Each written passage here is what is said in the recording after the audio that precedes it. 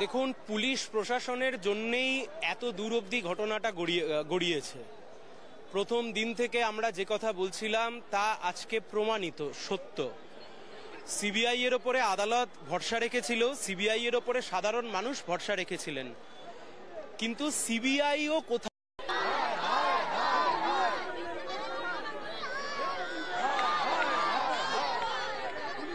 দেখো, এই মুহূর্তে আমরা রয়েছি হাজরা মোড়ে এবং এই হাজরা মোড় থেকে মুখ্যমন্ত্রী মমতা বন্দ্যোপাধ্যায়ের বাড়ির যদি তুমি দূরত্ব বলো, বেশি দূর নয়, প্রায় 1 কিলোমিটার মধ্যেই তার এই বাড়ির দূরত্ব। এবং সেখান থেকে স্বাভাবিকভাবেই, এবং শুধু মুখ্যমন্ত্রী মমতা বন্দ্যোপাধ্যায়ের বাড়ি নয়, অভিষেক বন্দ্যোপাধ্যায়ের বাড়ি এই ঠিক কাছেই। এবং ফলে এখান থেকে যেহেতু গোটা বছরই দেখা যায় যে নিরাপত্তায় মোড়া থাকে এই এলাকাটা।